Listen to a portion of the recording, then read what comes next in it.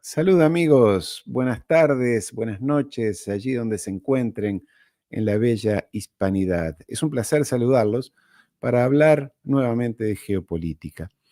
Una geopolítica que en la tarde de hoy, en la noche de hoy, nos trae a nuestra querida Hispanoamérica o América Latina.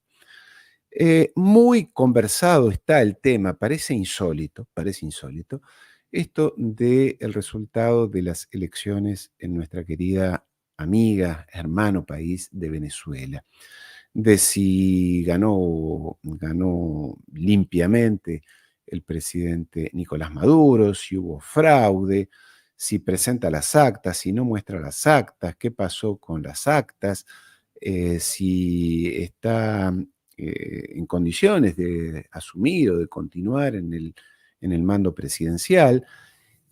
Yo obviamente no tengo las facultades técnicas específicas para hablar de cada uno de estos temas o de este tema en particular, pero he seguido la información y realmente hay varias cosas que me sorprenden. Voy a tener el honor y el placer de compartir esta charla con un invitado que la mayoría de ustedes conocen, pero antes quiero hacer dos o tres brevísimas comentarios. En primer lugar, me parece bastante desubicado y desagradable que a un país se le pida desde afuera que muestre actas o que muestre documentos o que proceda de determinada manera en un acto eleccionario que es uno de los mayores actos de soberanía que tiene un país.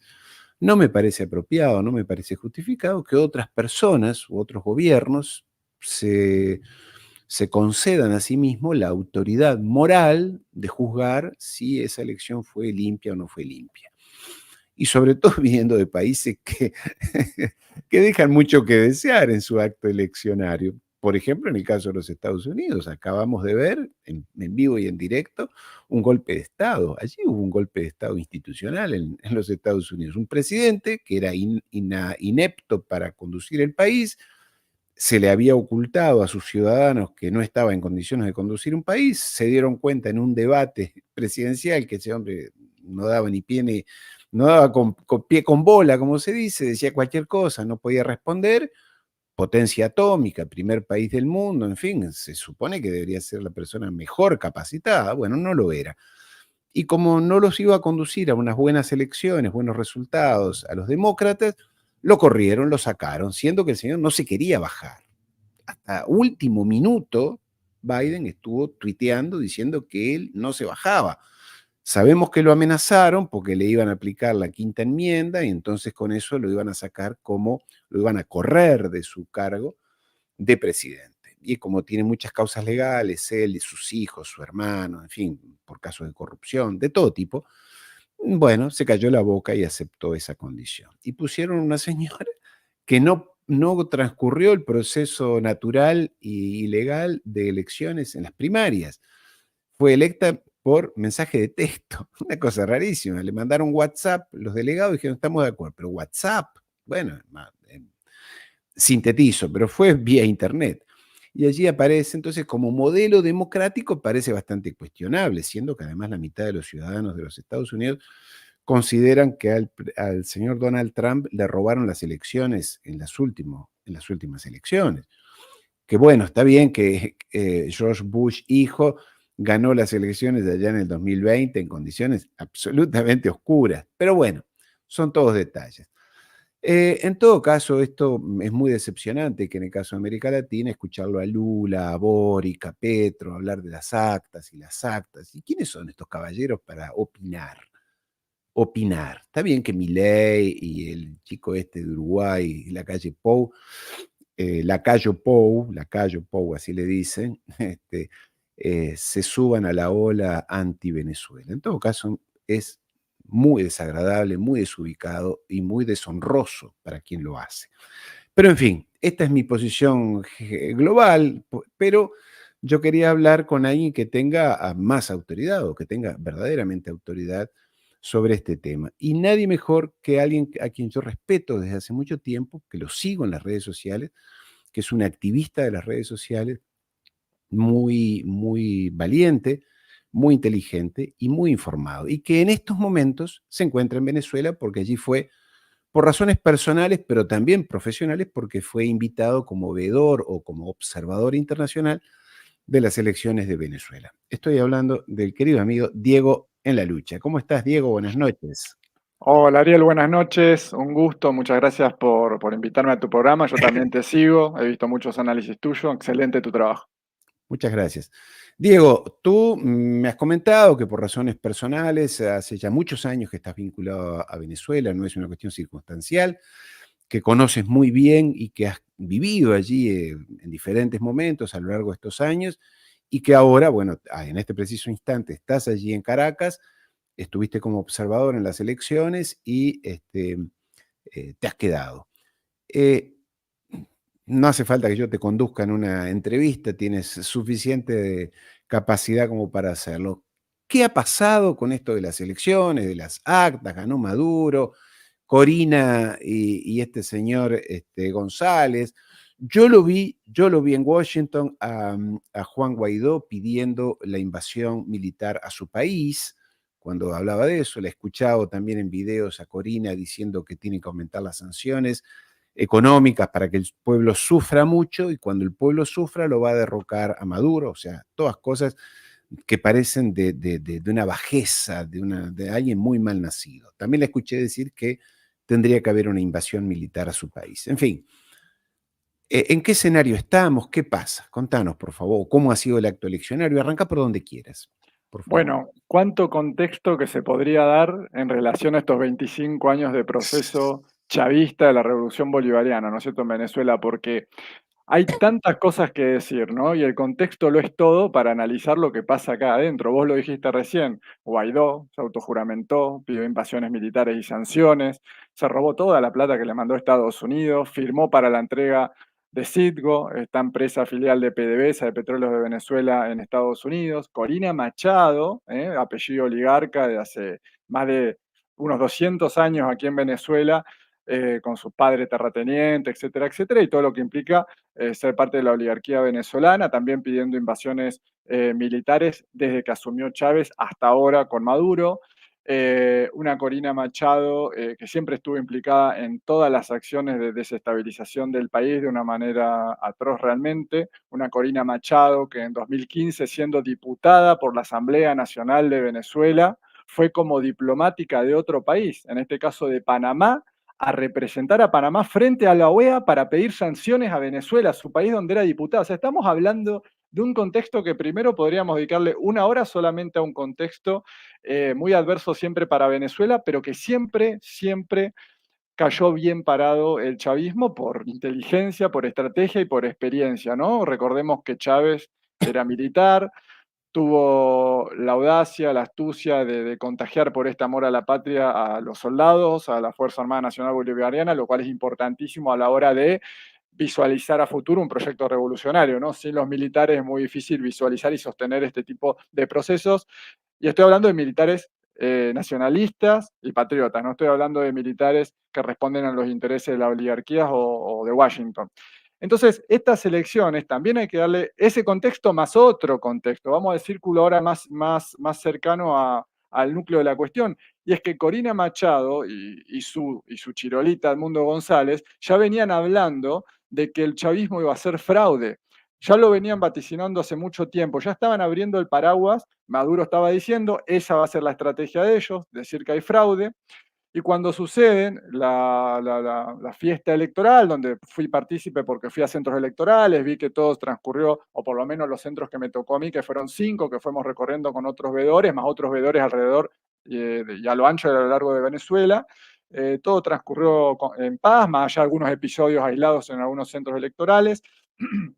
Vi cómo funcionaba la máquina. Recordemos que Venezuela tiene un sistema electoral mixto, no es electrónico solamente, es mixto. O sea que uno, cuando entra al centro electoral, hay una maquinita que es un capta huellas, o sea que sí o sí tenés que poner tu huella digital para que se active y vos puedas votar. O sea que es imposible que una persona vote 2 veces. También hay que poner la firma, te reconocen también en un listado, como es en Argentina, por ejemplo, cuando uno vota, uno va a la máquina, elige el candidato, o sea, la fotito del candidato que uno elige, aprieta y cuando vota ese candidato sale una papeleta que tiene que coincidir con el candidato que uno votó. Esa papeleta uno va y la pone en una urna igual que en Argentina, ¿sí? Entonces, cuando uno lo pone en la urna, tiene que haber, en relación a la cantidad de votos, cantidad de papeletas también, ¿sí? Eso es importante decirlo, o sea, es imposible fraguar eso. Entonces, cuando termina el proceso electoral, hay fiscales de cada partido político, más la autoridad de mesa, como en Argentina también, que supervisan voto a voto. Ahora, muy importante porque estamos hablando de las actas y el mundo entero está hablando de las actas y no de Palestina, ¿no? Pero bueno, el tema de las actas es que cuando termina el proceso electoral, se toca un botón, sale una especie de ticket de supermercado, un choricito en donde están los nombres de todos los candidatos y la cantidad de votos que sacó cada candidato y los fiscales de cada partido ven ese choricito y ese choricito se comprueba con cada voto emitido ahí, que se cuentan. Entonces, las actas quedan en manos porque se imprimen tantas actas como representantes fiscales de cada partido. O sea, cada fiscal y cada partido político tiene las actas en su poder. Ahora bien, imagínate, ahora lo que es electrónico, que va directo al CNE, al Centro Nacional Electoral, es la cantidad de votos que sacó cada candidato automáticamente. Siempre se hizo así, cuando ellos ganaron también se hizo así. Porque ellos siempre cantaron fraude los últimos 25 años en cada una de las 31 elecciones de mandato popular que hubo. Siempre cuando no ganaron, cantaron fraude. Siempre. Así que eso es muy importante tenerlo en cuenta. Por lo tanto, el CNE, cuando da los resultados, yo tenía la suerte de estar ahí, estaba en la zona de Miraflores esperando que salga Maduro a hablar, dan los resultados, se produjo en ese momento, que está muy bien explicado en Sputnik, en un artículo de Sputnik, una saturación por un hackeo masivo, pero a nivel mundial y de muchos lugares del mundo, especialmente de uno, que ahora seguramente vos lo recordás, me olvidé el nombre, de un país asiático, Creo que fue Albania, ¿eh?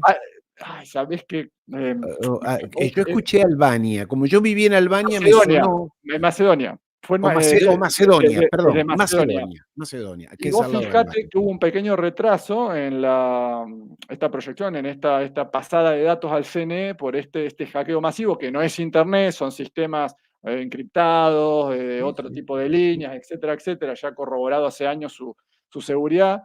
Hubo una lentitud ahí cuando llegó el 80% de los resultados de las actas escrutadas, dan el resultado porque ya era imposible eh, de que Maduro no gane básicamente, era irreversible el resultado, dan de ganador a Maduro con 51% con 51%. Ahí salen enseguida ellos a gritar fraude. Hay que recordar que Corina Machado había comprado el dominio de una página en Reino Unido, de una web, un sitio web, en donde ellos dijeron que las únicas actas válidas iban a ser las que ellos posteen en un sitio web en otro país. O sea, un nivel de locura y de circo que realmente la gente tendría que parar un poquito, enfriarse y empezar a evaluar mínimamente de lo que estamos hablando. Venezuela es un Estado de Derecho, tiene independencia de poderes, uno de esos poderes es el poder electoral, que es en Venezuela, que es el CNE, el Centro Nacional Electoral, que es el encargado de recibir los resultados y luego recibir todas las actas. Jamás se mostraron actas en toda la historia de Venezuela, no solo en la historia chavista, sino en la anterior. Y además las actas las tienen todos los representantes de cada partido político y después van llegando las actas de cada punto del país. Imagínate, le pedían a Maduro en 24 horas tenga las actas. Esas actas luego van a Caracas, tarda días y días, y de hecho, según la ley electoral, tienen 30 días para que esas actas lleguen. Sin embargo, como están las cosas hoy en día, Maduro presentó un recurso ante el Tribunal Supremo de Justicia porque se dio cuenta cómo venía la mano. Él no era el encargado de mostrar ningún acta, porque si Maduro sí hubiera mostrado actas, significaba que estaban ya todas hechas las actas, ahí hubiese sido fraude, justamente. Entonces, ¿qué pasó? El Tribunal Supremo de Justicia se encargó de esto, le pidió a todos los partidos las pruebas, las actas y todo material que tengan. Edmundo González no se presentó casualmente y no presentó nada, o sea que el Tribunal Supremo de Justicia, que también está evaluando esa página web, están las actas sin firmas de fiscales, sin firmas de autoridad de mesa, hay firmas de los votantes que son como garabatos, que uno las puede entrar al sitio web y son un espanto e impresentables. O sea, el gran fraude fue la mediática hacia afuera de Venezuela, con el tema presente en las actas, que hasta la propia militancia peronista en Argentina, gran parte cayó en Sí. esta estafa mediática que es increíble, entendiendo lo que son los medios hegemónicos, que el 90% de los medios hegemónicos pertenecen a pocas corporaciones, que están dentro de pocos fondos de inversión, lo entienden eso, pero cuando hablan de Venezuela parece que no lo entienden. La verdad, en ese sentido fue vergonzoso. Incluida Cristina Kirchner, ¿no? Sí, fíjate vos una cosa que esto es importante decirlo. Te escuché, por supuesto, en la introducción. Desde mi opinión personal, es una evaluación que estoy haciendo hace días, a partir de las jugadas que está haciendo Maduro, es que tanto Lula, Petro, como AMLO, que son jefes de Estado, que es lo que importa, pues la opinión de Cristina también es analizable, pero ellos tres son jefes de Estado y muy importantes. Ellos están esperando porque ellos van hacia lo institucional. Veo, sí, bueno, muestren las actas, como despegándose un poco. Yo creo que están esperando justamente los resultados. Además, hubo un comunicado de estos tres países, el resultado de los organismos pertinentes. Y cuando el Tribunal Supremo muestre todas las pruebas, seguramente a través de Cancillería y embajadas de distintos países van a llegar y la van a evaluar, van a dar como legítimo, por supuesto, a las elecciones y a Maduro como próximo con un próximo periodo de 6 años en Venezuela. Creo que por ahí viene la jugada de Maduro, todo institucional y legal para que no haya margen de duda. Y lo de Cristina, lo desafortunado fue cuando dijo por la memoria de Chávez, eso es un hecho. Después más o menos iba en consonancia lo que decía Lula, Petro y AMLO, ¿no es cierto? Sí, yo lo entiendo, pero me molesta. Me Sí. molesta que un jefe de Estado se meta en la misma ola de lo que le está poniendo los grupos que tú los llamas los medios de comunicación hegemónicos. Son anglosionistas, que todos esos grupos de comunicación, periódicos, televisiones, pertenecen a 5 empresas a nivel mundial. Y entonces te bajan el tema actas y escucharlo a Lula, actas, me rompe las pelotas de este Lula. Porque está bien que yo entiendo que los evangélicos lo tienen ahí medio a maltraer a Lula, los evangélicos de Petro también, y una prosionista ahora jefa de Estado en México, no me agrada mucho. Petro no se sabe dónde está y Boric lo perdimos. Entonces no me gusta, no me parece bien que a un país se le pida lo que no se animan a pedírselo a otro, porque yo no veo a Lula yendo a pedirle al Capitolio, a los Estados Unidos, a ver si ganó Trump o si ganó Biden. Entonces, esto de pegarle a un país sudamericano, no me agrada. Personalmente no me agrada y me parece totalmente desafortunado. Si las instituciones de ese país dicen que ganó, no me parece bien acorralarlo a Maduro. Confieso que Maduro no me inspira un amor especial, no conozco Venezuela, pero en fin, me molesta esta distribución de la geopolítica mundial en la cual nos sumamos a pegarle a uno y a otros no.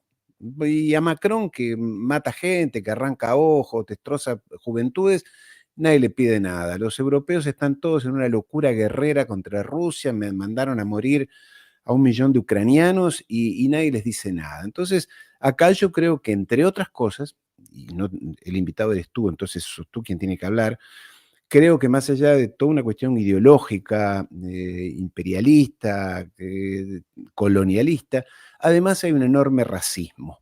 Hay un enorme racismo. Porque como estos son caribeños y medio morochitos, les podemos decir cualquier cosa y que se la tienen que aguantar. En cambio, Macri, rubio, ojo celeste, canta a los Beatles y Rolling Stones y está todo bien. Creo que hay, además de todo, un enorme racismo y yo me rebelo contra eso. Está bien que Maduro presente las actas y haga todo el recorrido legal, pero no me gusta que se tenga que poner a disposición de lo que un Lula y un Boric o Petro o AMLO le quieran decir. No, porque no protestaron o protestaron, pero también se callaron con el golpe de Estado que dio Dilma, ¿cómo es? Dina Boluarte en Perú y demás. En fin, y lo de Cristina, la verdad me parece bastante desubicado también. Pero bueno, esto no es lo que importa en mi opinión. Querido amigo, ¿y cómo sigue esto entonces? Tú ya me diste la pauta desde el punto de vista legal, pero ¿Venezuela ingresa a los BRIC? ¿Qué pasa? ¿Cuál es el horizonte más allá de lo legal? Maduro va a ser presidente, no cabe duda, pero ¿cómo lo ves tú desde el punto de vista geopolítico? Por favor.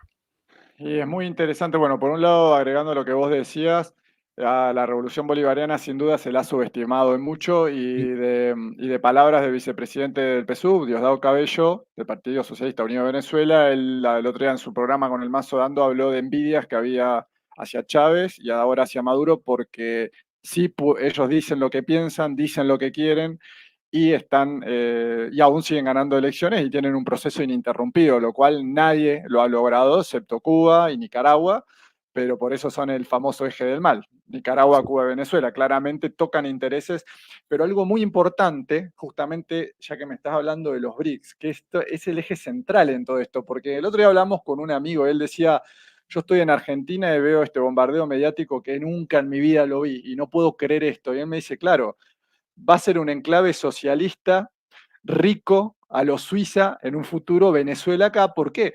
Porque con más de 900 sanciones o medidas coercitivas unilaterales del imperialismo hacia Venezuela, ha resistido y gracias a las sanciones ha logrado soberanía alimentaria, ya exporta más de 45 productos y encima ahora empiezan las inversiones en petróleo.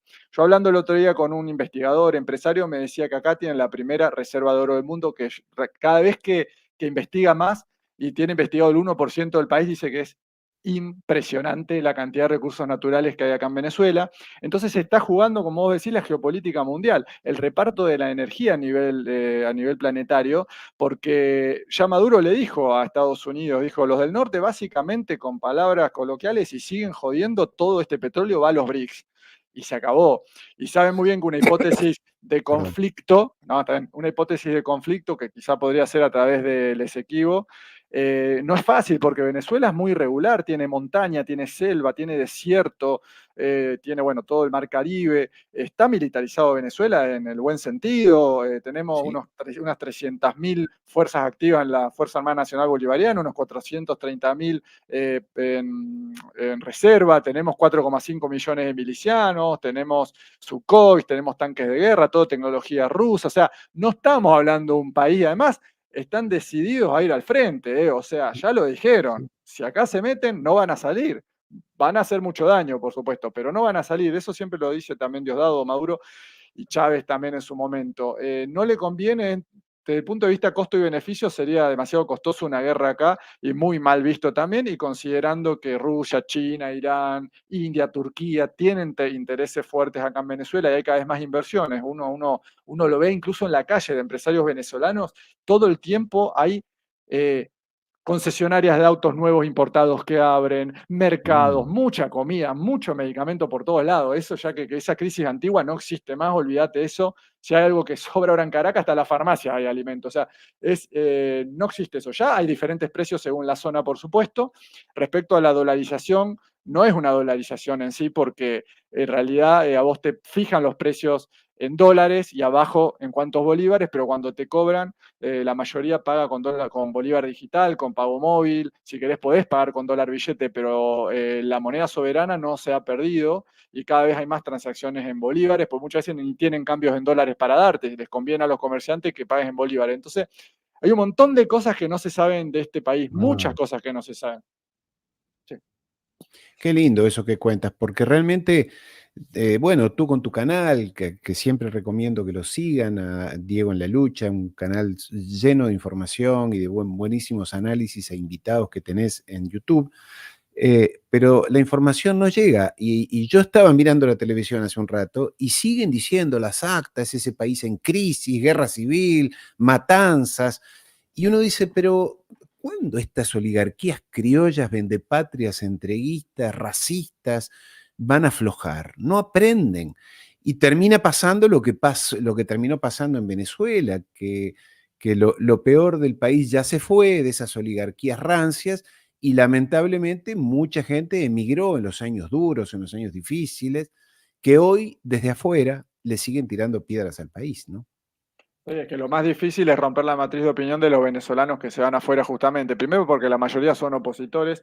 El número real que se está manejando de migrantes es aproximadamente 1,5 millones de venezolanos que han migrado, no 8 millones, 10 millones, estaría Dicen desolada 7 Caracas. millones, yo escuché Pero 7. sí, estaría desolada Caracas directamente, no habría gente en el metro, no sé. Pero lo que se calcula es que el venezolano iba migrando de Venezuela a Colombia, de Colombia a Ecuador, de Ecuador a Perú, de Perú a Chile, y en Chile y Argentina la mayoría se terminaba estado por las cuestiones de calidad de vida, que Perú no te la va a dar nunca, Ecuador y Colombia menos. Con Claro. Colombia, un país que está prácticamente en guerra hace 50 años, y recién ahora con Petro van a tratar, está flanqueado por todos lados, porque básicamente es una base militar en sí, Colombia estadounidense. Pero era como que el mismo venezolano que pasaba en país se computabilizaba en cada una de las migraciones del país. Entonces te daba Claro. 4 veces más el número, 5 veces más el número. En realidad sí migraron mucho, porque 1,5 millones es un montón, por supuesto, pero no se puede ni comparar con las migraciones colombianas, incluso hacia Venezuela, que son 6 millones aproximadamente colombianos, o las Mm, migraciones mexicanas a Estados Unidos, por ejemplo. Entonces, claramente se agrandó todo porque les convenía eso, y además, desde la oligarquía venezolana, Julio Borges, que está exiliado, un personaje muy nefasto de la oligarquía sí. venezolana, que por cierto atropelló y asesinó a un niño hace unos años en Colombia, creo que fue, y se fue a la fuga, incluso está el video y todo.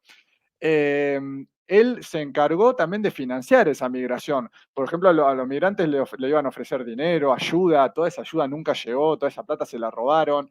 Siempre los medios haciendo parecer que afuera era un oasis, como el oasis chileno de Piñera en su momento, y la verdad que la Ah, pasaron muy mal, y los venezolanos que les fue bien, fueron los venezolanos que ganaron dólares en su país y se fueron afuera con dólares, y claro, con plata todo nos va bien en cualquier lado, ¿no es cierto? Entonces, ah, eso no se lo analiza desde el punto de vista tan fácil de analizar, que es decir, a los que les fue bien realmente son los que salieron con miles de dólares y emprendieron un negocio en otro lado. Y no a todos incluso les fue bien, porque muchos se iban a España y tuvieron que volver a Venezuela porque quebraban los locales. O sea, vendieron un oasis hacia el exterior que no existía. Y ahora bien, hablando del contexto que hablé en un principio, acordémonos también del ex embajador estadounidense en Venezuela, William Brownfield, creo que era el apellido. Está el video en YouTube, lo pueden buscar, cuando él dice específicamente que hay que sufrir al pueblo venezolano, hay que hacer sufrir al pueblo venezolano. ¿lo podemos ver? Mira, lo Por muestro porque además está el Dale, video con dale, Corina y todo. Espérame, dale, mira, acá dale, lo dale. tengo. Que habla ella primero diciendo que hay que acentuar las sanciones, que eso es bueno para el país, y después está el embajador. Lo vemos ya, mira, si te Dale, dale. parece. Aumentando la presión hasta provocar el quiebre y la salida de Maduro. ¿Cómo? Más sanciones, porque las sanciones sí están funcionando. Si vamos a sancionar a PDVSA, tendrá un impacto al pueblo entero, al ciudadano común y corriente de las comunidades de Venezuela. La mejor resolución sería acelerar el colapso, aunque produzca un periodo de sufrimiento mayor por un periodo de meses o quizás años. Necesariamente tiene impacto porque en la medida que el país tiene problemas económicos, en esa misma medida el ciudadano, el que vive en el país, tiene problemas económicos. Las sanciones impuestas a PDVSA por Estados Unidos están teniendo efectos ya sobre las ventas de crudo venezolano. Según Bloomberg, el petróleo se está represando en las costas de Venezuela y el país se está quedando sin espacio para almacenar más, lo que a la vez implica que se reduzca la producción. Divina esta gente, ¿no? Pide sanciones a su propio pueblo. Pero, bueno, este era el embajador que mencionabas, Diego. Es loco porque este solo video que vos pasaste, ya escuchando a un embajador estadounidense diciendo que hay que hacer sufrir al pueblo venezolano a través de las sanciones, primero que te desmonta que las sanciones son solamente para los funcionarios chavistas, que es una real estupidez.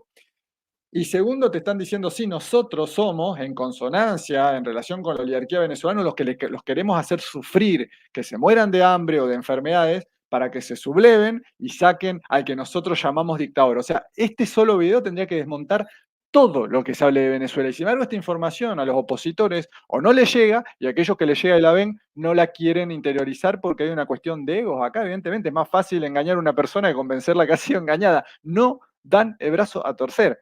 Ya es irrefutable lo de las sanciones, ¿no? Y sin embargo, los medios internacionales continúan hipnotizando a la gente ahora con muestren las actas, ¿no? es una barbaridad. Y en Argentina ahora con el tema de Alberto Fernández, en lugar de hablar con la gente que se está muriendo de hambre en Argentina, con las políticas de Milei, no, hablan de Alberto Fernández y la esposa, o sea, siempre la misma agenda. Siempre la manipulación y de estas oligarquías criollas, porque esto es terrible. Que el embajador diga eso es una barbaridad, ¿no? Porque además se está inmiscuyendo en algo que no le corresponde, pero que las oligarquías criollas salgan al exterior a pedir que invadan su país, que hayan sanciones.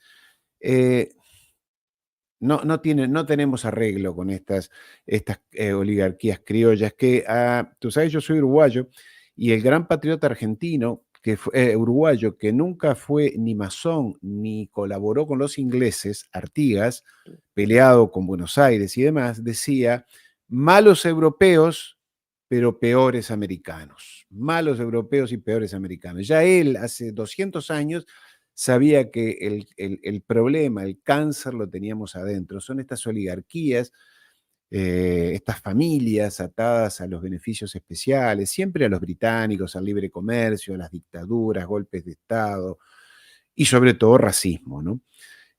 Volvamos a los BRICS. Entonces, ¿cómo ingresa a los BRICS Venezuela? En fin, ¿cómo ves el escenario? Y Putin ya lo invitó a Maduro para octubre. Exacto. Esa reunión va a ser clave en todo esto. Creo que los estadounidenses deben estar temblando porque eso puede ser el inicio quizás también de mayor intercambio en lo que tiene que ver con la tecnología militar, porque tener a Venezuela frente a sus costas, hay que recordarle a la gente que un barco petrolero que carga petróleo desde Venezuela hasta Texas dura aproximadamente 4 días. Desde el Golfo Pérsico, siempre lo decía Walter Martínez esto en Dossier, desde el Golfo Pérsico hasta Sí. Estados Unidos, 45, 50 días. Estamos hablando de intereses y nada más que de intereses, de economía, de plata, de dinero. Eso estamos hablando cuando hablamos de Venezuela, de Estados Unidos y los intereses mundiales. Yo creo que sí, que va a entrar a los BRICS, que esto es lo que estaban esperando los chinos, los rusos y los iraníes ni hablar, que son aliados muy grandes de Venezuela y lo ayudaron mucho en la crisis con el tema de los repuestos de los pozos de petróleo y esas cuestiones que pasaban y también los derivados y los químicos que se necesitan para procesar el petróleo extrapesado venezolano. Sí, los BRICS para mí sí o sí entra a Venezuela y eso va a haber un antes y un después y por eso yo lo que sí estoy rezando es que protejan mucho a Maduro porque yo creo que ahora es donde se va a poner cada vez más fuerte el tema y viste que él ya denunció 100 atentados en sus posibles o intentos de atentado en su contra. Ojo con eso, yo le diría al pueblo venezolano, protejan muy bien a su líder. De hecho, él se está mostrando mucho dentro del balcón del pueblo, la zona de Miraflores, donde él está hablando últimamente, está más protegida, se lo nota como un poquito, bajó un poco de cambio, porque yo estuve incluso en el cierre de campaña de él en la avenida Simón Bolívar, que me impactó mucho. Yo sabía que iba a haber bastante gente, pero no pensé que iba a haber tanta gente.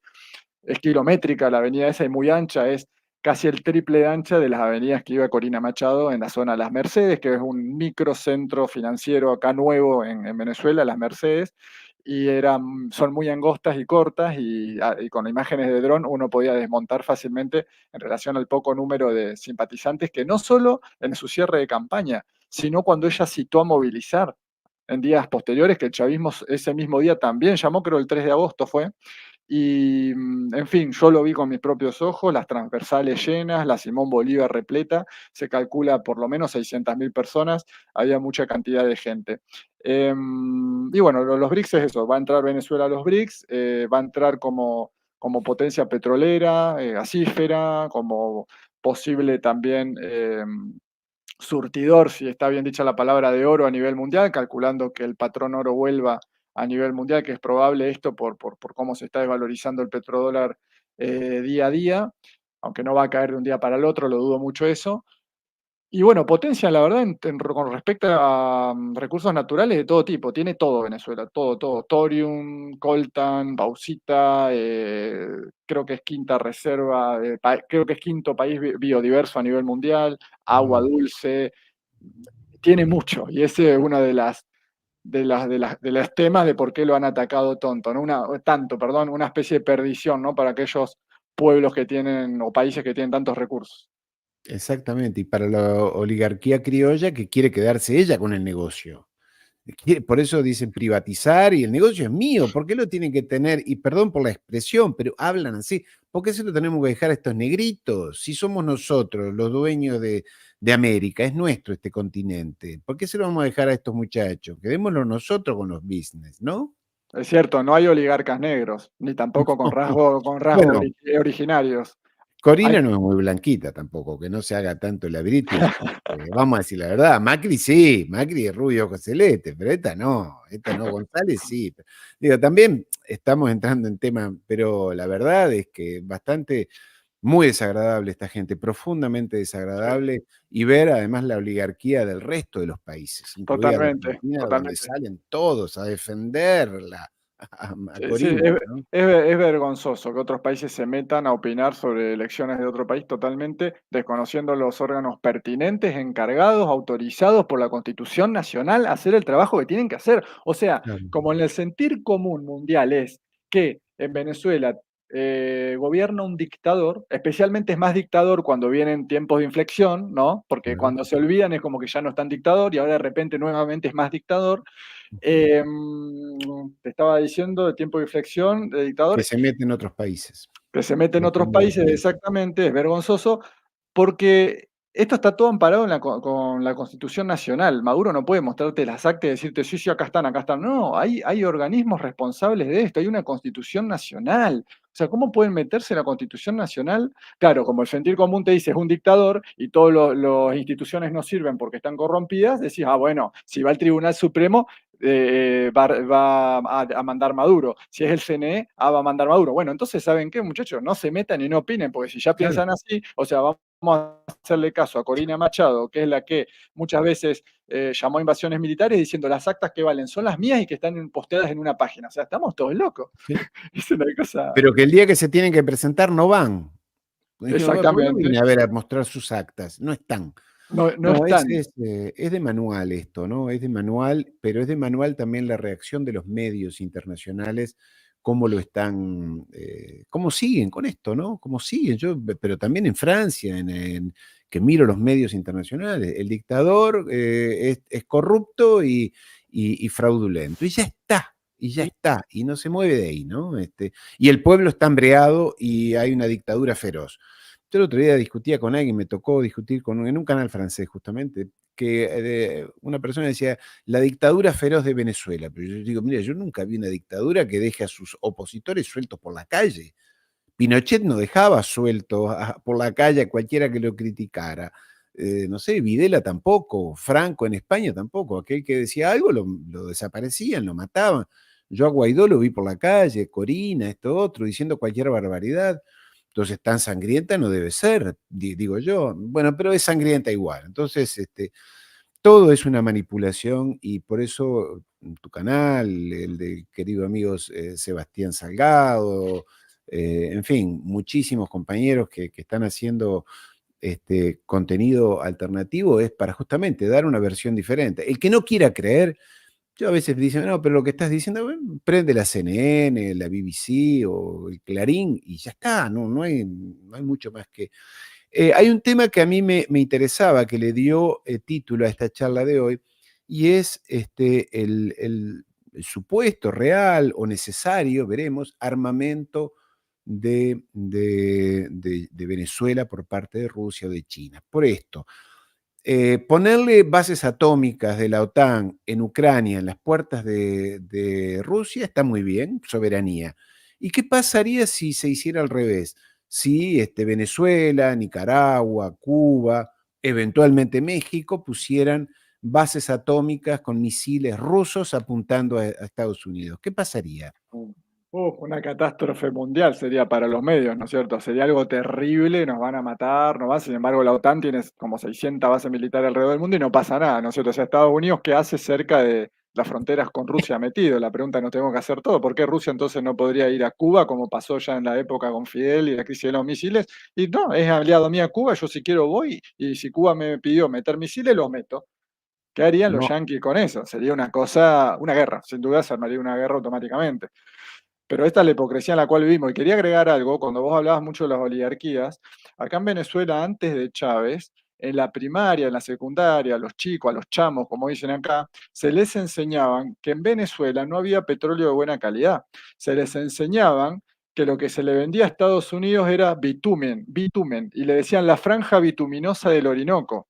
Y Ah, por eso los yanquis se la llevaban, creo que a $7 el barril o menos, iban y lo procesaban tranquilitos, y tenían toda la reserva de petróleo de otro país y las de ellos no la tocaban, por supuesto.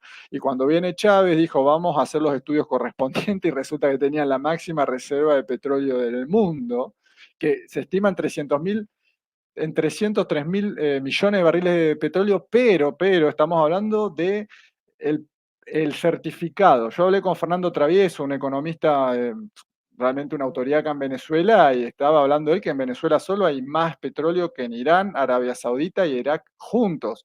Mucho más petróleo hay que ese certificado. Pasa que, claro, tiene que ver también con los costos de extracción, ¿no? Por ahí el otro está más abajo y en este momento con el precio de barril no se justifica hacer más exploraciones o sacarlo, con lo que tenés ya es suficiente. Pero hay en todos lados de Venezuela petróleo, en Zulia, en el área de Maracaibo, en el Esequibo famoso, en la franja petrolífera que cruza unos 5 estados, si no me equivoco. Esas son cuestiones que hay que entender también.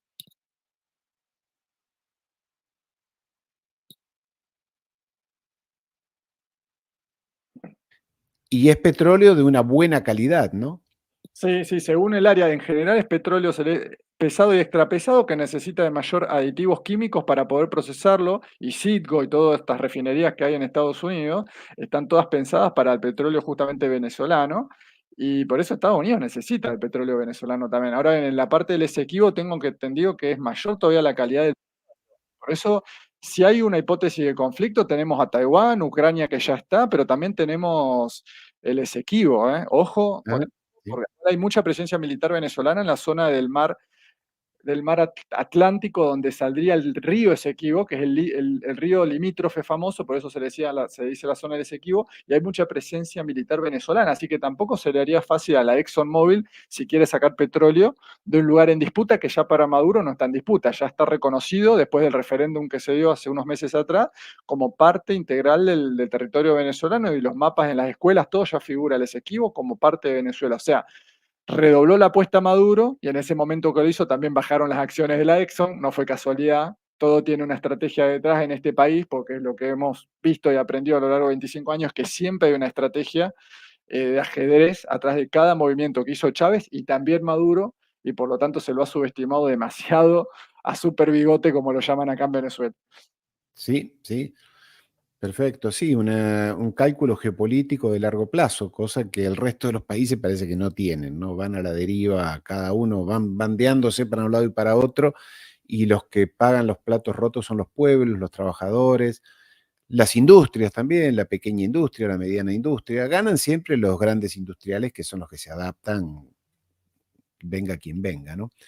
Pero ¿se ha notado una presencia militar más importante de parte de Rusia en cuanto a equipamiento, entre instructores y demás, o no?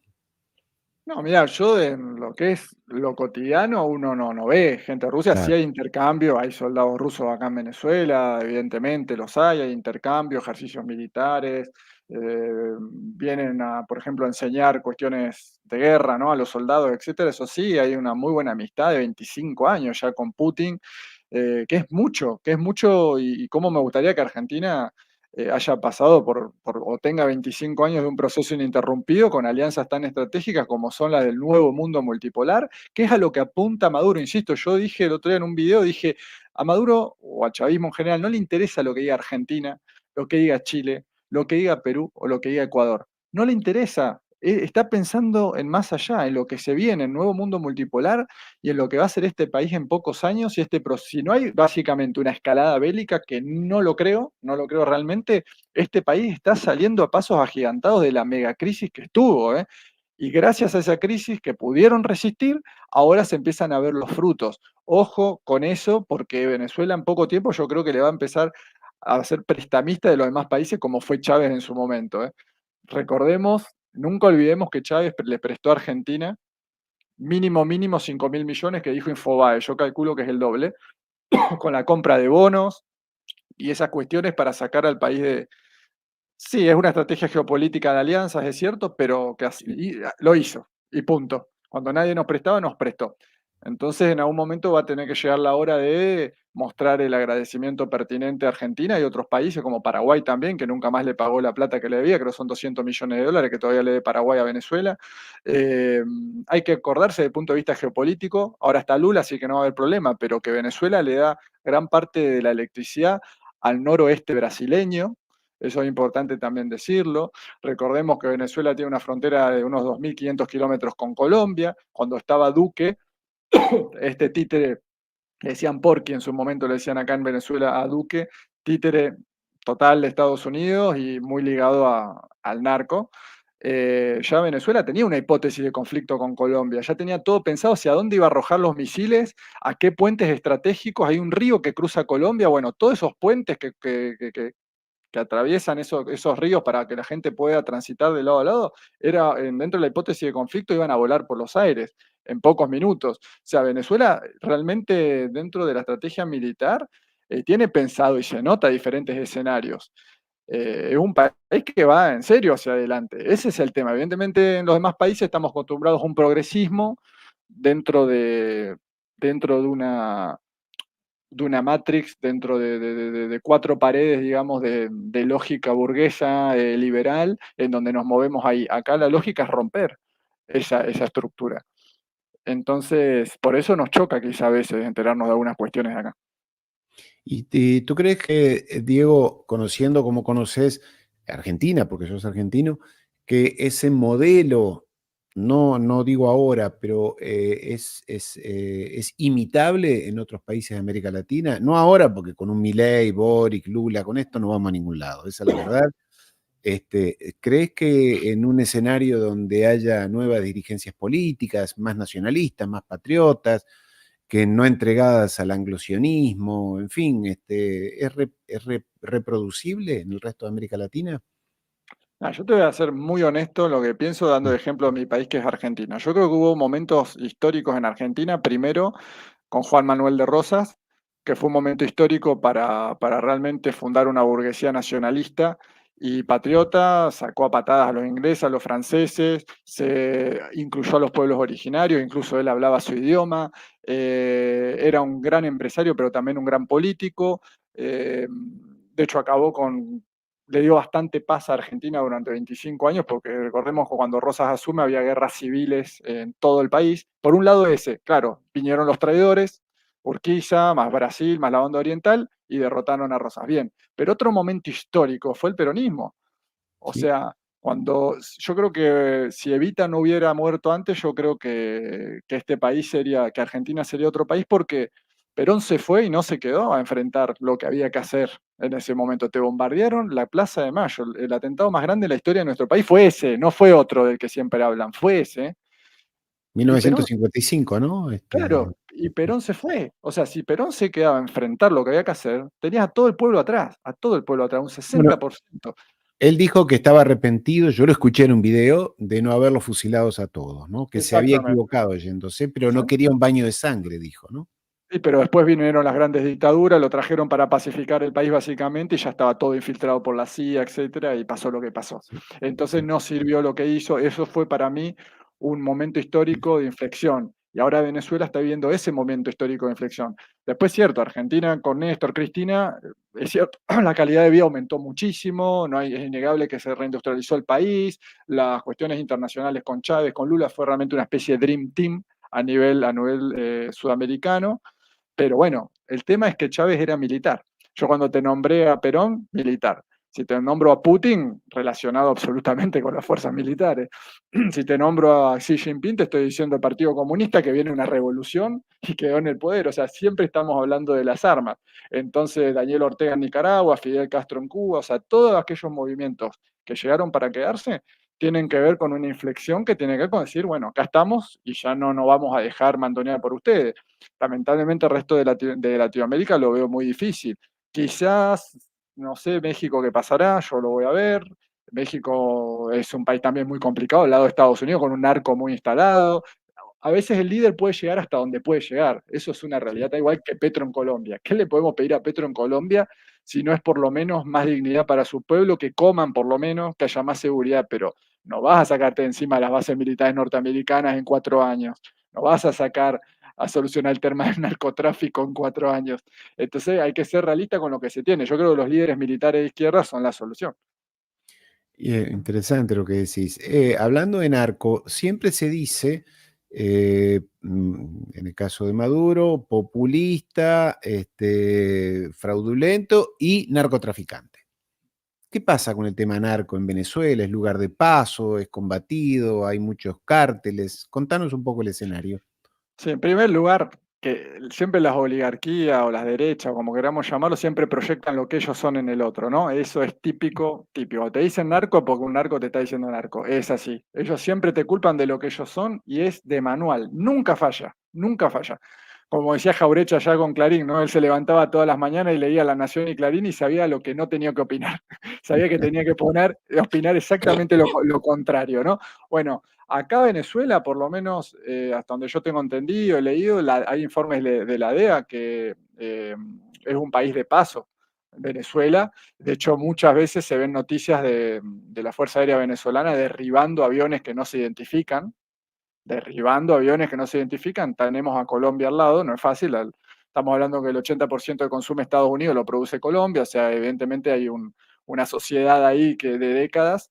Estamos hablando de un país que está muy hundido en el narcotráfico como es Colombia. Entonces Venezuela no tiene que ver con eso en absoluto, por eso que desde Colombia se le dice narcotirano, le ha dicho Duque, por ejemplo, o Uribe o Santos a Maduro, es una cosa para reírse realmente.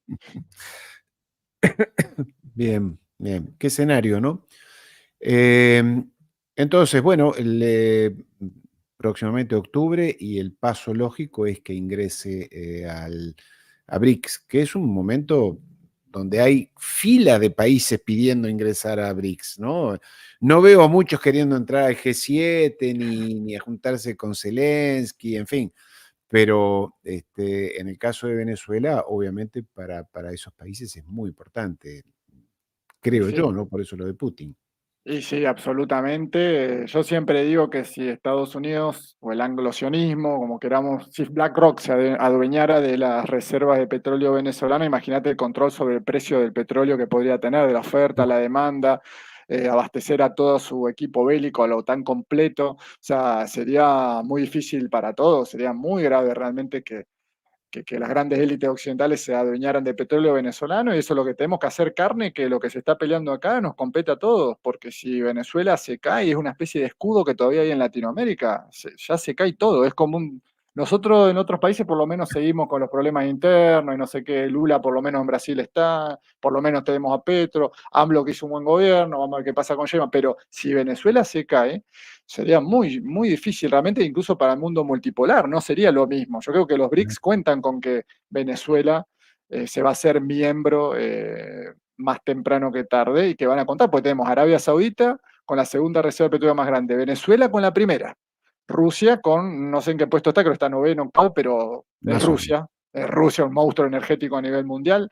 Tenemos no recuerdo si Qatar ya era miembro, Irán, que tiene una de las grandes reservas también, o sea, es una estrategia de pinza hacia Europa y Estados Unidos que tiene que ver con la economía y se empieza a ver en el dólar, los aumentos de precio en Estados Unidos que no paran. Estaba hablando el otro día con alguien que vive en Estados Unidos que decía que es impresionante cómo les está afectando el tema de la inflación a ellos. Entonces tenemos una China que de a poco se deshace de los dólares como segundo acreedor, creo que después de Japón, de deuda estadounidense, aunque el primer acreedor claramente es la Reserva Federal, pero yo veo una estrategia ya a un mediano plazo. Antes, hace unos años, era de largo, ya estamos a mediano plazo para que Europa y Estados Unidos ya se tengan que sentar a negociar irremediablemente de igual a igual con todos los países que conformen los BRICS, o una guerra mundial más explícita en donde ya caeríamos con las bombas nucleares, ¿no es cierto? Querido Diego, te prometí que no íbamos a pasarnos de una hora, aquí estamos. Impresionante tu cuadro de situación y además de primerísima mano, porque no es que lo leíste en un periódico, tenés un vínculo personal, familiar muy especial con ese país desde hace muchos años, viajás allí, hace meses que estás, te quedás mucho tiempo, hablas con gente. en fin, no se puede pedir nada más fino en cuanto a análisis. Te quiero felicitar por tu trabajo y recomendar a los amigos seguir tu canal, Diego en la Lucha, siempre síganlo. Es muy interesante toda la información y la claridad y la humildad con la que Diego se comunica. Así que te agradezco tu buena disposición para esta charla de hoy y mandarte un abrazo, querido amigo. Bueno, muchas gracias, Ariel. Para mí también un placer, un honor estar acá con vos compartiendo análisis, debatiendo un poco sobre la situación mundial que espero sea favorable para todos, porque está bastante complicado en todos lados realmente. Pero bueno, así es, y les digo a todos, Diego en la Lucha en todas las redes. En TikTok estoy poniendo cuestiones cotidianas de Venezuela y Muy en, interesante. y en YouTube estoy haciendo generalmente vivos. Y después, bueno, en Telegram también, canal Telegram, que ahí no hay censura y uno puede poner algunas cosas más. Pero bueno, te mando un gran abrazo y muchas gracias. Un saludo para todos y compartan contenidos, dejen comentarios, denle like y sobre todo denle clic a la campanita de notificaciones porque es la forma en que podemos estar en contacto. Un abrazo, amigos, un saludo a todos y nos vemos el domingo con Juan Antonio Aguilar hablando también de geopolítica. Un saludo, Diego, buena suerte, cuídate. Chao.